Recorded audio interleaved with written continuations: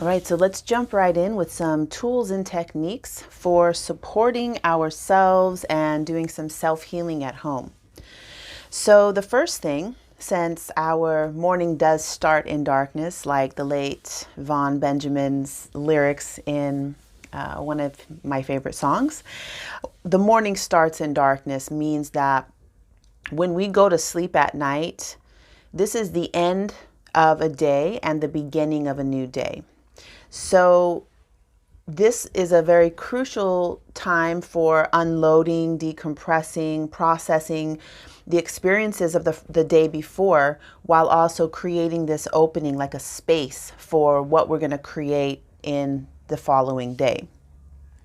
So sleep is, I feel, one of the number one important things. Since it ends the day, begins the next day. It's like we have this opportunity to die to everything that was the day before. And if we are able to do this in a way that allows for really clearing the past through consciously doing, consciously having a mini death and rebirth. So I'm not going to get into all the ways of creating a healthy sleep regimen for yourself, but I will just say that, having an hour of no screen before bed, creating a little nighttime ritual where you do like a fire ceremony. Just take like a little glass container, these Pyrex containers. You can add some Epsom salt, a little alcohol, and I like to throw a burning sage leaf in it so it lights on fire, and you do a little mini fire puja, throwing things into the fire or just sitting with the fire. So really good way to purify. I like to use fire for the end of day regimen, but do whatever feels right. But do have some sort of a closing ceremony or a closing ritual to the day. And the wake up routine. Next, the way that you wake up is really going to be setting the tone for your day. So again, I will give some ideas, but I want you to create your wake up routine and to create your own sleep routine. First thing I do is I write. I roll over and I write whatever images I can remember from a dream or just how I feel. Even if I'm like, oh my God, I have to pee, I will write, just to make that a habit. Then I get up and I do oil pulling. I have this whole 20-minute routine that I've been doing ever since I lived in India. Oil pulling, I dry brush my skin, I make some hot lemon or lime water with some ginger and honey. Do a little oil massage on my hands and on massaging my head. I usually will do some running or some sun salutations, which get blood moving, get blood flowing. Once my heart rate's up, I like to sit and do some pranayama breathing exercises. And once you get all of that involved, it can be like an hour-long morning routine. But however you create that for yourself, main thing I think is just putting some warm water down your middle pipe. If you have some lemon or lime and honey and ginger, this is really good to cleanse. And then do something to move the blood, to move the body. Okay, next thing I wrote here is create a daily schedule, especially right now while most of us, some people are still working. I don't know them because mostly everybody I know is independently employed, self-employed. And it's really important to write yourself a daily schedule. I do this anyway, but it was something that kind of got thrown off in this whole event.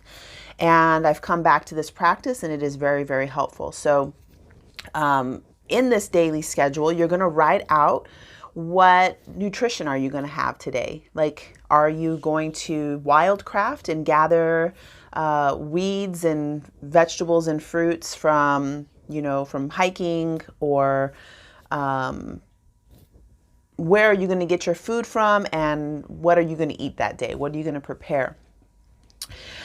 Noticing also what you're consuming, so that, in the daily schedule, it's like, okay, I want to give myself an hour to do my emails and roll through social media and do that kind of thing. So write that in the schedule, because it can become, I have spent a few days where I'm like all over the place. And when I don't know what to do, I'll just look at my Instagram page, or look at Facebook, or check my emails, or check Bitcoin prices or whatever. And it's just like really not helpful to just have that as as a fallback. So make a schedule every single day about what you're going to eat, what times you're going, what times you've allotted for certain activities that you need to get done.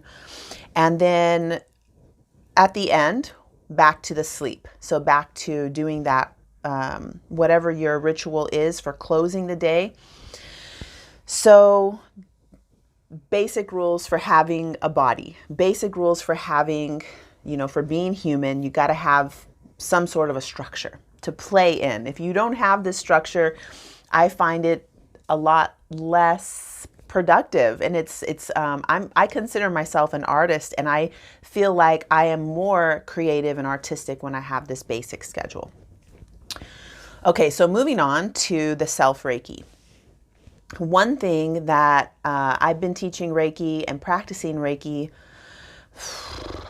first took my late Reiki training in India in 2009. And I did level 1 for a lot of years, all the way up until 2014, when I did my, there's like these levels. First level is like self Reiki.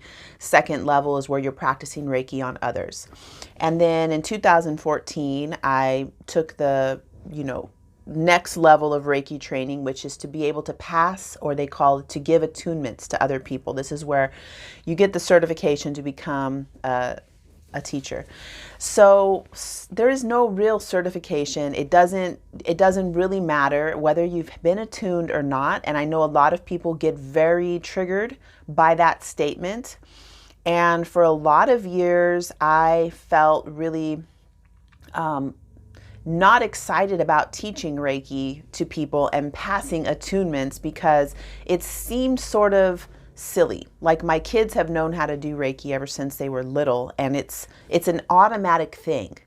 So I want to sort of like erase the idea that you need to get attuned by somebody, because you naturally are a conduit for energy. And I'll teach you the techniques, and this is not all you need to know, but it's enough to get you started on doing Reiki on yourself.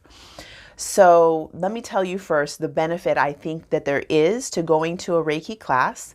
The benefit that I see to going to a class is that you will be with a teacher who has had a lot of experience in practicing Reiki, feeling a lot of different energy bodies and interacting with a lot of different people.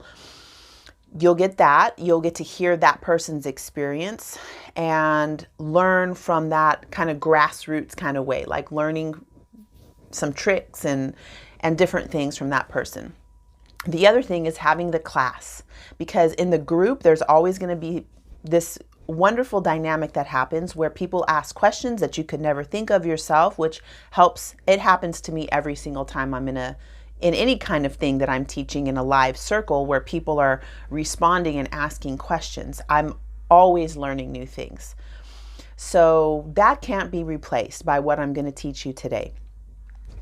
The other thing is, when you get the actual attunement, there is some sense of, although I feel personally it's a false sense of somebody other than you bestowing you, gifting you with this yes, like telling you, yes, now you can do this.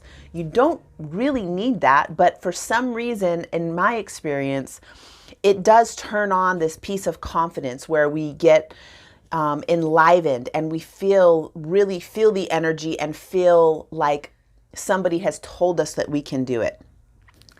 That also, I feel it is a valuable thing because it's noticeable in people that they're, even though I think it's just in the imagination, and it's not that it's just the imagination, because the imagination can really make something become real and true. So all of those things aside, you can learn to turn on the energy running through your body and learn to move it to different areas within your own body, and then also gathering that up and sending it through your hands. I like sending it through my eyes. I like to use my eyes and really direct that energy toward things. And then also being able to understand a thing by the way it feels, meaning that when I connect visually with a thing, it's sort of like reverse Reiki, where with Reiki we're sending, and then you can also pick up an energy by creating a sort of a vacuum or a Venus effect by pulling something in, receiving information through the eyes, receiving information through the hands and different parts of the body. And this can also become very, very fun and interesting in the way that you interact and engage with the world. So I'll stop the video now and start a second video to teach the techniques. And then there'll be a third video where we're going to learn some breathing practices and final relaxation, which will end with a prayer in Sanskrit. So thank you so much for watching the video, and we will be together again soon.